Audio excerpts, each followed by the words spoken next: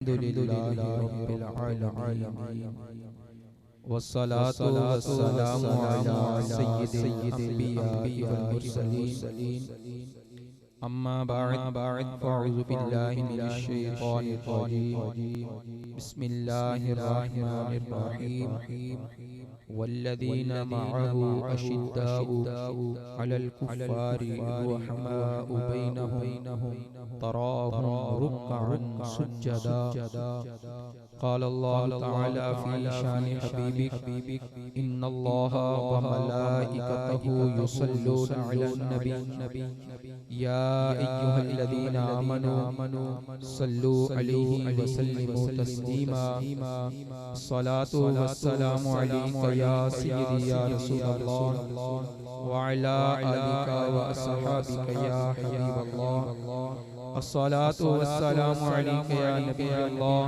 व अला आलिका व अस्हाबिका या रहमतल लिल आलमीन सुब्हान रब्बिका रब्बिल इज्जति अम्मा यसिफून व सलामुन अलल मुरसलीन वल्हम्दुलिल्लाहि रब्बिल आलमीन।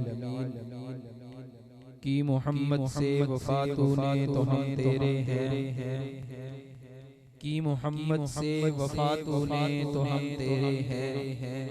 ये जहां चीज है क्या लौह कलम तेरे हैं। उन्हें जाना उन्हें माना ना रखा गैर से काम। उन्हें जाना उन्हें माना ना रखा गैर से काम। लिल्लाहिल हम्द मैं दुनिया से मुसलमान गया। और वो जो न थे तो कुछ न था, वो जो न हो तो कुछ न हो। जान है वो जहान की, जान है तो जहान है।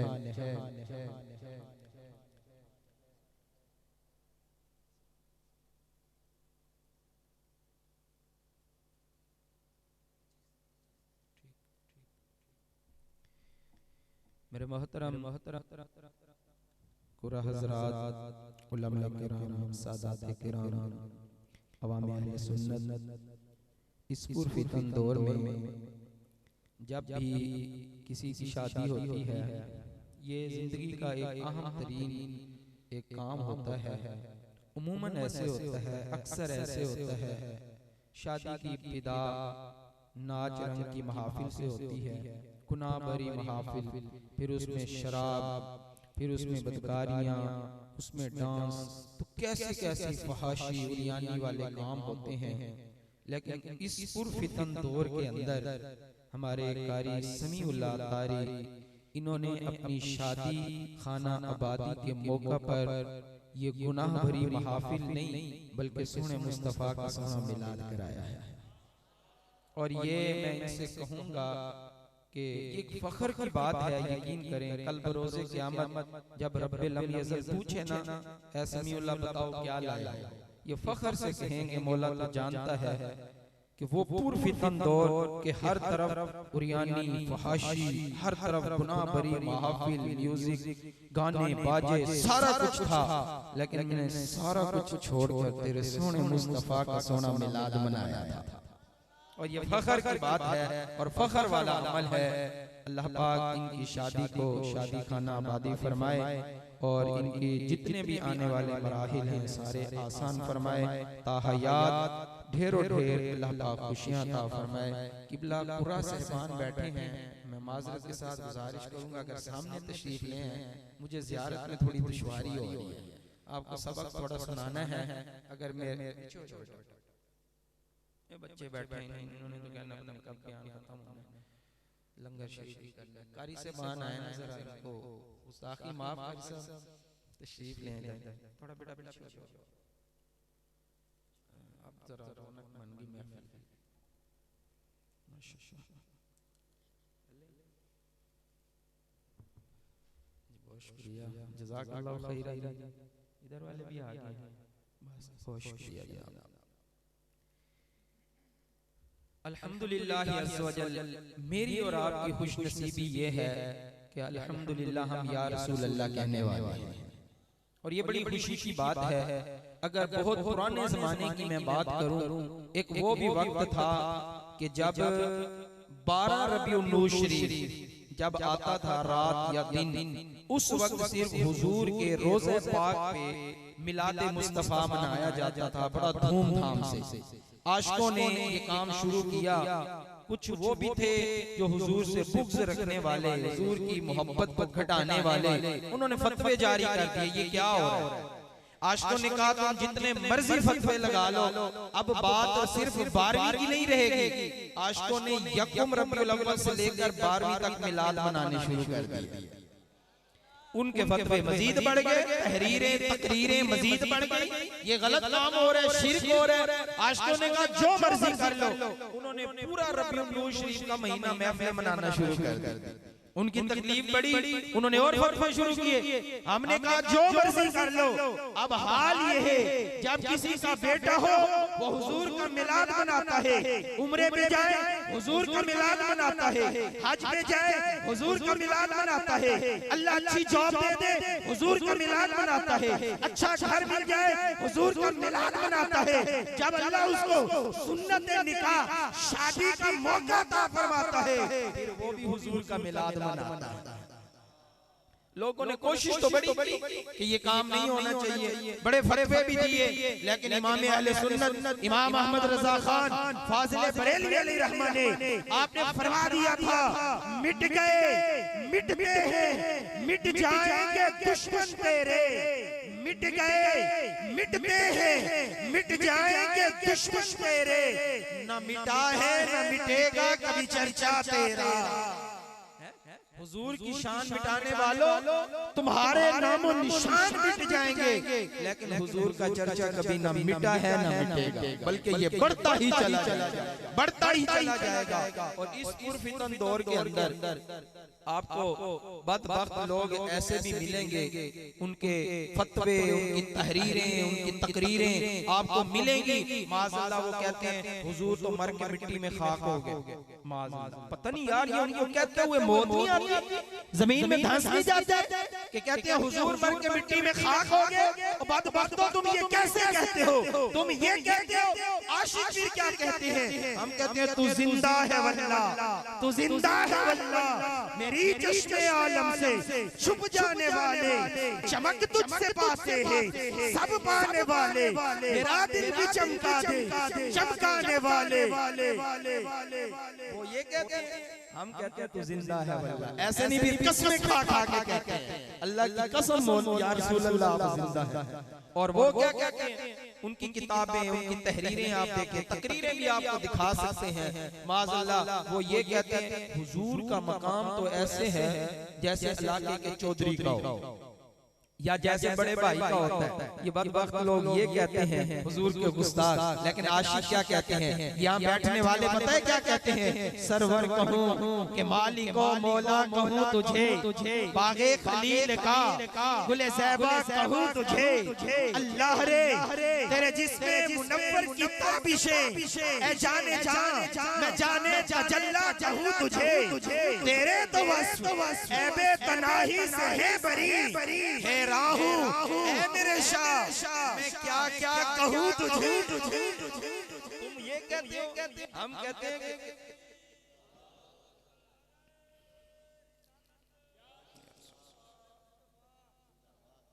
अच्छा। वो कहते हैं कि माज़अल्लाह हुजूर को तो दीवार के पीछे का इल्म नहीं, ये किताबों में लिखा है। हुजूर को तो दीवार के पीछे का इल्म नहीं, हुजूर तो ये जानते नहीं है, हुजूर के पास गैब का इल्म नहीं है। वो ये कहते हैं कि हुजूर को दीवार के पीछे का इल्म नहीं। उनके अकायद व नज़रियात में आपके सामने कुछ रख रहा हूँ। वो माज़अल्लाह कहते हैं हुजूर के पास कोई इख्तियार नहीं है, हुजूर के पास दीवार का पीछे का इल्म नहीं। लेकिन हम क्या कहते हैं? हम कहते हैं नबी मुख्तार कुल है, जिसको जो चाहे अता कर दे। नबी मुख्तार कुल है, जिसको जो चाहे अता कर दे। जहाँ में उनकी चलती है वो दम में क्या से क्या कर दे, जमी को आसमां कर दे, रैया को सरा कर दे। वो कहते हैं नबी के पास कोई इख्तियार नहीं है, तुम जो कहोगे ये मुशरिक हो जाएंगे। हम क्या कहते हैं? हम कहते हैं सूरज उल्टे, पांव पलटे, चांद इशारे से हो चाँद। सूरज उल्टे, पांव पलटे, चांद इशारे से हो चाँद। अंधे मुनकिर देख ले कुदरत रसूलुल्लाह, अंधे मुनकिर देख ले कुदरत रसूलुल्लाह। ये चंद की बातें थी। आप उन लोगों के साथ उठा बैठा ना करें, वो इस तरह की बातें गंदी गंदी करते हैं। खैर आए, आज 21 जुमादियुल सानी है और कल 22 है। 22 को खलीफतुल मुस्लिमीन, खलीफा अव्वल बिला फस्ल हजरत सैयदना अबू बकर सिद्दीक रज़ियल्लाहु ताला अन्हु का यौम विसाल है। सारे को सुभान अल्लाह। आपकी सीरत यौम उर्स है, तो अब इनकी सीरत के हवाले से हम चंद बातें सुनते हैं। टाइम मैं ज्यादा नहीं लूंगा, सिर्फ 20 मिनट मैंने लेने हैं। 25 थे, 5 मेरे घर में हो गए, 20 और लेने। टाइम बता दो आपको, परेशान नहीं होना। 10:30 हो गए, 50 मिनट पे इंशाअल्लाह माइक में छोड़ दूंगा। तवज्जो करें कि अल्लाह पाक ने हजरत सैयदना अबू बकर सिद्दीक रज़ियल्लाहु ताला अन्हु को कैसी शान अता फरमाई थी, जरा तवज्जो कीजिएगा। एक मुख्तसर झलक आपके सामने रखता हूं। हजरत सैयदना उमर फारूक आज़म, हजरत सैयदना उस्मान गनी, हजरत सैयदना अली अल मुर्तजा, तमाम सहाबा किराम, अशरा मुबशरा, ग़ज़वा उहद में शहीद होने वाले, ग़ज़वा बदर में शहीद होने वाले जितने सहाबा किराम थे, सहाबा के बाद ताबीईन, ताबीईन के बाद तबा ताबीईन, तबा ताबीईन के बाद उलमा, सल्फ़ व सालिहीन, बुज़ुर्गान दीन, मशाइख़ इज़ाम, उलमा किराम, मुहद्दिसीन किराम, इन तमाम का इस बात पर इजमा और इत्तिफाक है कि अंबिया और रुसूल के बाद अल्लाह पाक ने सबसे ज्यादा जिनको शान अता फरमाई है, जिनको फजीलत अता फरमाई है, वो हजरत अबू बकर सिद्दीक की जात है। ये हमारा अकीदा है कि अंबिया और रसूल के बाद सबसे ज्यादा अल्लाह ने जिनको शान अता फरमाई है वो कौन है? सारे बोले, सारे बोले, सबसे अफजल वाला अंबिया और रसूल के बाद हजरत सैयदना अबू बकर सिद्दीक रज़ियल्लाहु ताला अन्हु। अल्लाह ने अब आपको कैसी शान अता फरमाई, मैं 2-4 रिवायात आपके सामने अर्ज करता हूं। हजरत सैयदना अबू बकर सिद्दीक रज़ियल्लाहु ताला अन्हु एक मर्तबा आप कहीं तशरीफ लेके जा रहे थे, रास्ते में यहूदियों की बहुत बड़ी महफिल हो रही थी, मजलिस हो रही थी। उसमें यहूदियों का बहुत बड़ा आलिम आया था, वो तकरीर कर रहा था। आप अंदर तशरीफ ले गए। आपने उस यहूदियों के आलिम को कहा कि आप ये क्या कुफ्र और शिर्क फैला रहे हैं? आप अल्लाह वहदहू ला शरीक की वहदानियत को बयान करो, उसके रब होने को बयान करो। वो नीचे उतर के आ गया। उसने आके एक जुमला कहा कि तुम उस रब की बात करते हो जो माज़अल्लाह ये कि तुम्हारा रब फकीर है और हम गनी हैं। तुम्हारा रब कहता है मेरे नाम पे पैसे दो, सदका दो, खैरात दो, वो तो माज़अल्लाह फकीर है, हमसे पैसे मांगता है। तो तुम्हारा रब फकीर है, हम गनी हैं। जब उसने ये बात की ना, हजरत अबू बकर सिद्दीक ने ये ना देखा मैं खड़ा कहाँ हूँ, ये ना देखा यहूदियों का आलिम है, ये ना देखा चारों तरफ उनके चेले खड़े हैं, आपने उसको एक थप्पड़ मार दिया। हजरत अबू बकर सिद्दीक थप्पड़ मार दिया। थप्पड़ जब मारा ना, बात बढ़ गई। यहूदियों के आलिम को थप्पड़ मार दिया। बात बढ़ते बढ़ते हुजूर अलैहिस्सलाम के पास गई। जनाब आप फैसला फरमाएं कि आपके गुलाम ने यहूदियों के आलिम को थप्पड़ मार दिया। उन्होंने आके ये दावा दायर कर दिया। हुजूर अलैहिस्सलाम ने हजरत अबू बकर सिद्दीक को बुलाया, पूछा कि आपने इसको थप्पड़ मारा है? हुजूर की तालीम थी ना, तरबियत थी। कहा हाँ या रसूल अल्लाह मैंने थप्पड़ मारा है। हुजूर ने पूछा क्यों मारा? कहा कि इसने कहा है कि तुम्हारा रब फकीर है और हम गनी हैं, तो मुझे बर्दाश्त नहीं हुआ, मैंने थप्पड़ मार दिया। तो उन्होंने कहा हाँ जी तुमने ये कहा, यहूदियों का आलिम झूठे थे वो, उन्होंने झूठ बोल दिया, हमने कहा नहीं। उसके साथ जितने चेले चपाटे थे सबने कह दिया कि इसने ये नहीं कहा। अब हजरत अबू बकर सिद्दीक चूंकि तन्हा थे, अकेले थे, कोई पास नहीं था, कोई सुनने वाला नहीं था, कोई गवाह नहीं था। आपके पास कोई गवाह नहीं, कोई सबूत नहीं, उनके पास गवाह भी है, सबूत भी है, प्रूफ भी है। इसने ये नहीं कहा बिला वजह हज़रत अबू बकर सिद्दीक ने इसको थप्पड़ मार दिया है। अब हुजूर अलैहिस्सलातु वस्सलाम एक नजर जनाब सिद्दीक अकबर की तरफ करते हैं। ये सदाकत के शहंशाह है, ये कभी झूठ नहीं बोल सकते। अगर सारी कायनात के लोग जमा हो जाए और कहे कि सिद्दीक अकबर झूठ बोल रहे हैं, मैं फिर भी नहीं मानूंगा। लेकिन कानून ये है, उसूल ये है, इनके पास कोई सबूत नहीं है। अभी ये बात हो ही रही थी, रब्बुल अज़्ज़ल ने कुरान उतार के फरमाया लक़द समिअल्लाहु क़ौलल लज़ीना कफ़रू क़ालू इन्नल्लाह फ़क़ीरुन व नहनु अग़निया। रब क्या फरमाता है कि ए मुस्तफा, ये यहूद झूठ बोल रहे हैं, हक और सच वही है जो जनाब सिद्दीक अकबर कह रहे हैं। नाराए तकबीर, नाराए तकबीर। शान हज़रत अबू बकर सिद्दीक, शान हज़रत अबू बकर सिद्दीक, शान हज़रत उमर फारूक, शान हज़रत उस्मान गनी, शान हज़रत अली उल मुर्तज़ा। हर सहाबिया नबी, हर सहाबिया नबी, हर सहाबिया नबी जन्नती, जन्नती, हर सहाबिया नबी। अब देखें हज़रत अबू बकर सिद्दीक की शान देखें। अल्लाह पाक ने फरमाया दो ताकीदें लगाकर कि ऐ मुस्तफा, आपके उसूल हैं, आपका एक तरीकाकार है, शरीयत है, गवाह इनके पास नहीं है। सुनो, लक़द समिअल्लाहु, तहकीक अल्लाह ने सुना है। मैं रब होकर, खालिक कायनात, मालिक अर्द व समावात होकर मैं गवाही दे रहा हूँ कि इसने कहा है कि तुम्हारा रब फकीर है और हम गनी हैं। गवाही कहाँ से आई? अल्लाह पाक ने उसी वक्त कुरान का नुज़ूल फरमा दिया। दूसरी बात, हुजूर अलैहिस्सलातु वस्सलाम ने एक मरतबा हज़रत अबू बकर सिद्दीक रज़ियल्लाहु ताला अन्हु को फरमाया, जाओ एक अंगूठी बनवा के आओ, उसके ऊपर लिखा हो ला इलाहा इल्लल्लाह, ताकि मोहर लगाई जाए उसके जरिए। आप गए, अंगूठी बनवाई, जब देखी कि ला इलाहा इल्लल्लाह लिखा है तो आपसे ये बर्दाश्त ना हुआ कि रब का नाम लिखा हो, मुस्तफा का नाम ना लिखा हो। आपने कहा कि आगे मोहम्मद रसूलुल्लाह भी लिख दो। आपने मोहम्मद रसूलुल्लाह लिखवा लिया, अंगूठी लेके हुजूर की बारगाह में पेश कर दी। हुजूर अलैहिस्सलातु वस्सलाम ने जब देखा अल्लाह का नाम भी लिखा है, मुस्तफा का नाम भी लिखा है और आगे सिद्दीक का नाम भी लिखा है। हुजूर अलैहिस्सलाम एक नजर अंगूठी को करते हैं, एक नजर जनाब सिद्दीक अकबर की तरफ। अबू बकर, मैंने कहा था सिर्फ अल्लाह का नाम लिखवा के आना है। अगर ये मुझे अल्लाह का नबी मानते तो कोई झगड़ा ना होता। ये तो मुझे नबी मानते नहीं है, आपने मेरा भी नाम लिखवा दिया, आगे अपना भी नाम लिखवा दिया। या रसूलल्लाह दिखाएं जरा अंगूठी। आपने देखी आगे सिद्दीक अकबर का नाम भी लिखा था। अर्ज़ की या रसूलल्लाह सल्लल्लाहु अलैहि वसल्लम, रब्बे काबा की कसम, मुझे आपकी इज्जत की कसम, मैंने अपना नाम नहीं लिखवाया, आपका इसलिए लिखवाया, मैंने देखा अल्लाह का नाम हो, मुस्तफा का नाम ना हो, मुझसे बर्दाश्त ना हुआ, मैंने आपका नाम भी लिखवा दिया। ऐ अबू बकर सिद्दीक, जब आपने अपना नाम नहीं लिखवाया, यहाँ से कैसे लिख दिया?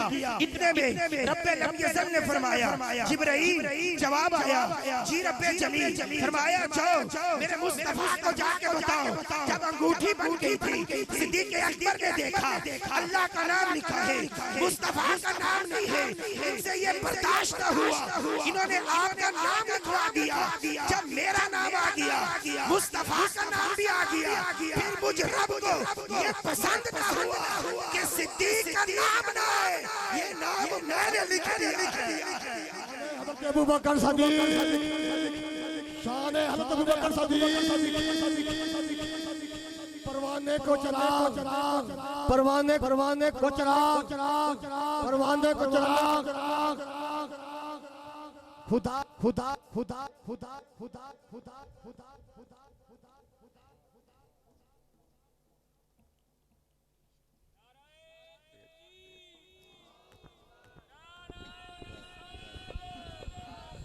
या रसूल अल्लाह, या रसूल अल्लाह, या रसूल अल्लाह, या रसूल अल्लाह, या रसूल अल्लाह, या रसूल अल्लाह, या अली, या खोल किताबें, या गौसे, या खोल किताबें, या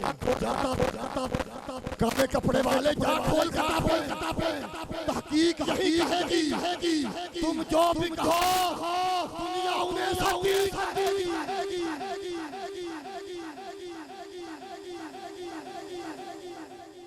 हज़रत सैयदना अबू बकर सिद्दीक, बात समझ भी आ रही है या इको की आवाज आ रही है? अच्छा जी, थोड़ा काम कर दो जी। हाँ, बहुत काम करना। सुने जरा फिर आगे।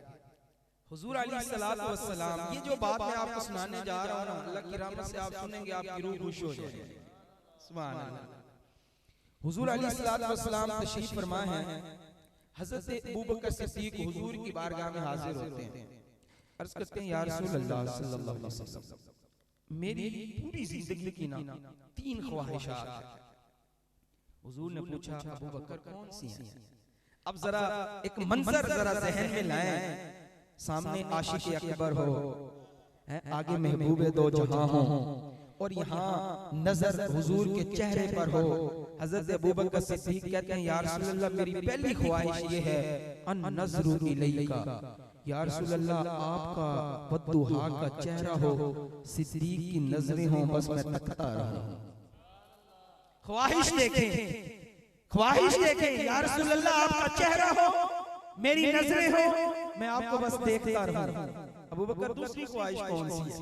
आज की, या रसूल अल्लाह सल्लल्लाहु अलैहि वसल्लम, वल जुलूसु बैन यदैका, या रसूल अल्लाह, आपकी सोहबत में रहना, मैं हर वक्त आपके साथ रहूं, मेरी जिंदगी की सबसे बड़ी ख्वाहिश है। अबू बकर तीसरी कौन सी है? आज की, या रसूल अल्लाह सल्लल्लाहु अलैहि वसल्लम, इंफाक माली, या रसूल अल्लाह, सिद्दीक का माल हो, आपके कदम हो, मैं निछावर करता रहा हूं।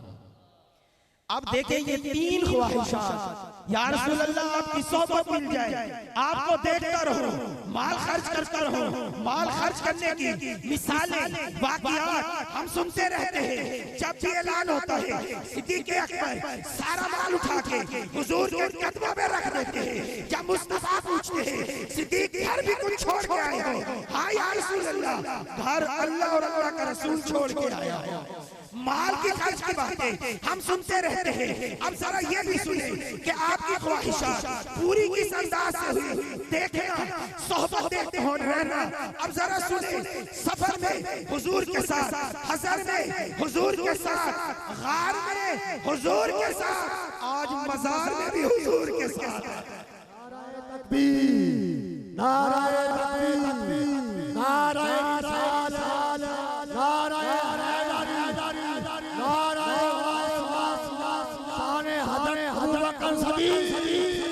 परवाने को चरार, बोल बोल बोल बोल बोल, सिद्दीक के लिए है खुदा का रसूल। अल्लाहु अकबर। सफर में भी हुजूर के साथ, हज़र में भी हुजूर के साथ, गार में भी हुजूर के साथ, मजार में भी हुजूर के साथ। कैसी सोहबत मिली! सिर्फ उस वक्त तक नहीं, आज तक, सिर्फ आज तक नहीं, ता क़यामत, सिर्फ क़यामत तक नहीं, आगे जन्नत में भी हुजूर के साथ। देखो ये कैसी ख्वाहिश पूरी हुई, या रसूल अल्लाह, आपकी सोहबत में रहना। एक कुरान पाक की और आयत सुने, फिर मुझे इजाजत दें। चाहती फिर मैंने शादी के वाले से अपनी फूल अर्ज करने हैं, शादी की क्योंकि महफिल है, जरा सुने। ये मैं जो बात अर्ज करने जा रहा हूँ, ये मैंने आज पढ़ी है पहली बार ना, मुझे बड़ा मजा आया और लुत्फ आया। और ये आयत की तशरीह करने वाले पता है कौन है? ताजदार गोलड़ा, पीर मेहर अली शाह रहमतुल्लाह ताला अलैह। अल्लाह पाक ने फरमाया, वल्लदीना मअहू अशिद्दाउ अलल कुफारी रुहमाउ बैनहुम तराहुम रुकअन सुज्जदा। पहले तर्जुमा सुने, फिर उन्होंने तशरीह क्या की है कि या रसूल अल्लाह सल्लल्लाहु अलैहि वसल्लम, आपके साथ रहने वाले कुफार पर बड़े सख्त हैं, कुफार पर बड़े सख्त हैं। आज मतलब जब 2 नंबर बंदे आ जाए ना मस्जिदों में, जब हम उनको निकालते हैं, लोग कहते हैं नहीं जी वो भी अल्लाह रसूल की बातें करते हैं, वो भी कुरान बयान करते हैं, इनको नहीं निकालना चाहिए, अच्छा नहीं करना चाहिए, सही नहीं है, अखलाकियात में से नहीं है।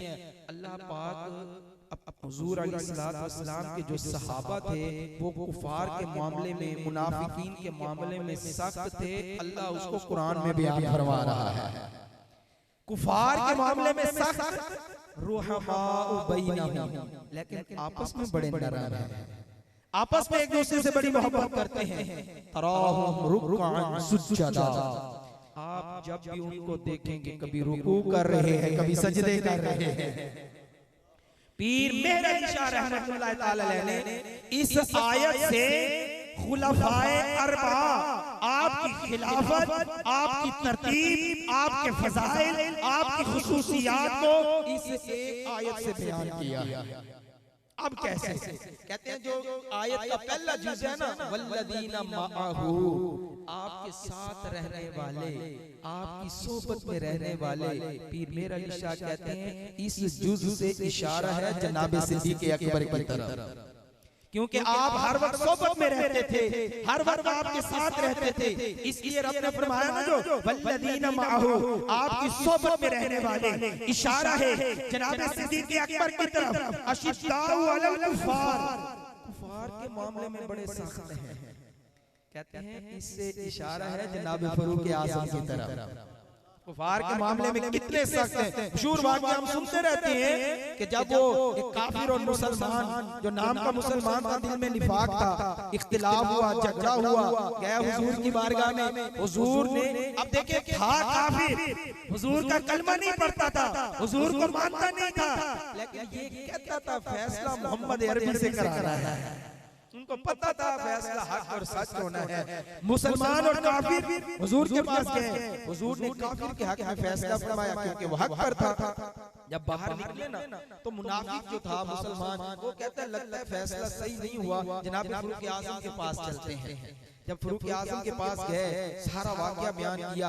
आप अपना फैसला जब सुनाने लगे ना तो काफिर कहता है किबला आलम पहले एक बात सुन लें कि ये फैसला पहले आपके नबी मेरे हक में कर चुके हैं। जब हुजूरत उमर फारूक आज़म ने ये सुना ना, कहा ठहरो मैं तुम्हारा बड़ा अच्छा फैसला करता हूँ। अंदर गए, तलवार लेके आए, आके उस मुसलमान जो मुनाफिक था उसका सर अलग करके कहते हैं लोगों सुनो, जो मोहम्मद अरबी के फैसले को नहीं मानता, फिर उमर का ये फैसला है।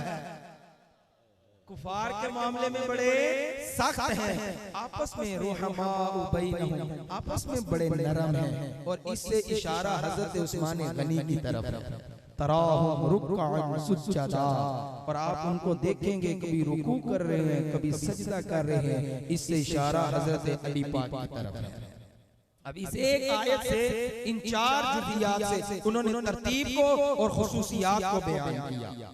अल्लाह पाक मुझे, आपको, हम सबको सही अकायद और नजरियात रखने की तौफीक अता फरमाए। हमारा ये अकीदा, हमारा ये नजरिया है कि अंबिया और रसूल के बाद सबसे ज्यादा अल्लाह ने जिसको फजीलत अता फरमाई है वो कौन है? कौन है? फजीलत किनको अता फरमाई अंबिया और रसूल के बाद? सिद्दीक़ अकबर। याद करके जाए आज, और कुछ याद रहे या ना याद रहे, ये याद रखते जाना कि अंबिया और रसूल के बाद सबसे ज्यादा अल्लाह ने जिसको फजीलत अता फरमाई वो कौन है? अबू बकर सिद्दीक़। कौन है? अबू बकर सिद्दीक़। गली गली नगर नगर अबू बकर, अबू बकर, गली गली नगर नगर अबू बकर, अबू बकर, नगर नगर गली गली गली। यार देखो हम कितने खुश नसीब हैं, अल्हम्दुलिल्लाह। हम अहले बैत को भी मानते हैं, हम सहाबा को भी मानते हैं। कोई सहाबा से बुग़्ज़ रखते हैं, कोई अहले बैत से बुग़्ज़ रखते हैं। अल्हम्दुलिल्लाह हमारी खुश नसीबी, हम सबको मानते हैं। शादी खाना आबादी का चूंकि सिलसिला है, हमारे यहाँ शादी बड़ी धूमधाम से होती है। ऐसे है ना, बड़ी खुशियाँ। देखिए माशाल्लाह कारी साहब ने कितना खूबसूरत एहतिमाम किया है, धूमधाम से पैसे लगाए जाते हैं। शादी के कुछ अरसे के बाद, 2 महीने, 4 महीने, 1 साल, 2 साल, 4 साल गुजरने के बाद इख्तिलाफात, लड़ाई झगड़े, माज़अल्लाह बात तलाक तक भी चली जाती है। आजकल तो महीना भी नहीं चलता, कई केस हमारे पास ऐसे आते हैं कि जनाब 2-4 दिन हुए थे, इख्तिलाफ हुआ जी, ये अल्फाज बोल दिए, तलाक होती है या नहीं होती। आखिर इसकी क्या वजह है कि जनाब ऐसा क्यों है? मैं एक जुमला बोलता होता हूँ, जब कहीं से बारात गुजर रही हो ना, दो लड़के खड़े हो, एक शादीशुदा हो एक कुंवारा हो, जब कुंवारा शादीशुदा को देखता है, बारात को देखता है ना, वो कहता है इसकी मौजें लग गई, शादी हो रही है। और जब शादीशुदा देखता है कहता है ये फंस गया।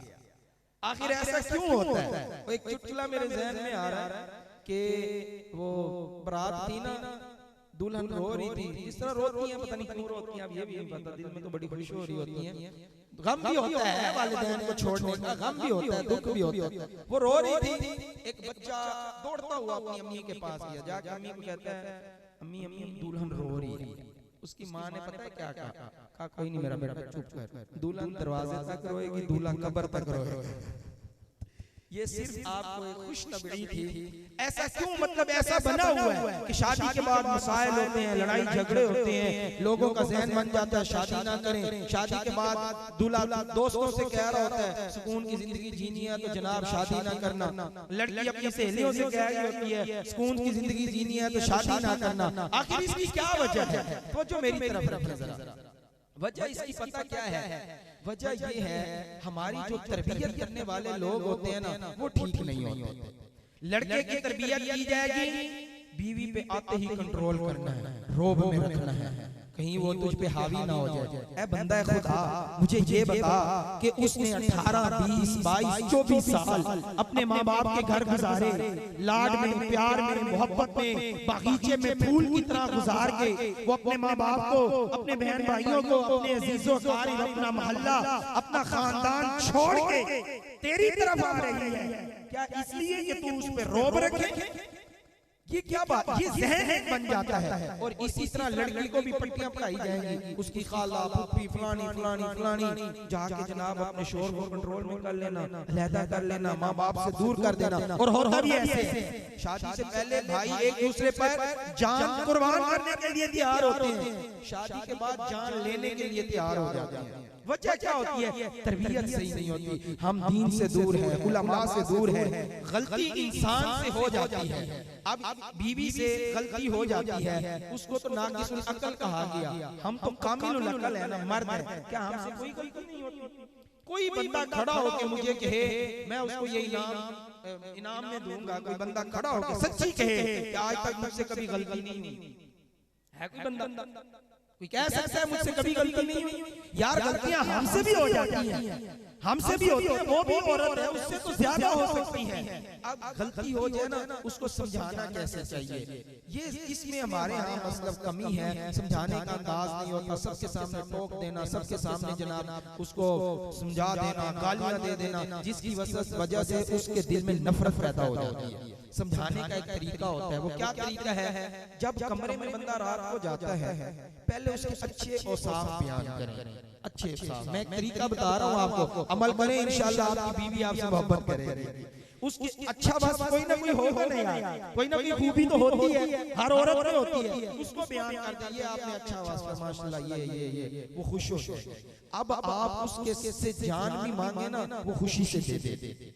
अब आप उससे कहें मुझे ना आपसे एक शिकायत है, वो कहे कि जी मेरे सरताज हुक्म फरमाएं। अब आप जब सामने रखेंगे ना, उसने रुजू भी करना है, माज़रत भी करनी है, और कहना है कि मैं आइंदा ये नहीं करूंगी, और कभी भी नहीं करेगी, क्योंकि उसने सोचना है कि मुझे कितने प्यार से समझाया था, बड़ी मोहब्बत से मुझे समझाया था, अब मैंने नहीं करना। लेकिन हम कैसे रोकते हैं? 4 बंदों में अपने माँ बाप को भी तो दिखाना होता है मेरी बीवी पर रोब कितना है। आजकल की बीवियां वैसे नहीं सुनती, आप एक बात करेंगे वो 4 बातें सुनाएंगी, फिर इज्जत आपके हाथ में आ जाएगी। समझाएं प्यार मोहब्बत से, अकेले में जाके समझाएं। आपकी अम्मी के साथ बदतमीजी करती है या आपके अब्बू के साथ करती है, उसको अकेले में समझाएं, वो आके आपकी अम्मी अब्बू से माफ़रत करेगी। इस तरह हमसे भी दोबारा कभी नहीं बदतमीजी करेगी, उसके दिल में आपकी मोहब्बत भी बढ़ेगी। नियत करेंगे इंशाल्लाह, अमल करेंगे ना, इंशाल्लाह अमल करेंगे तो घर बहुत सारी बातें हैं। फिर कभी मौका मिला, दूसरी किसी की शादी होगी तो फिर देखेंगे। अल्लाह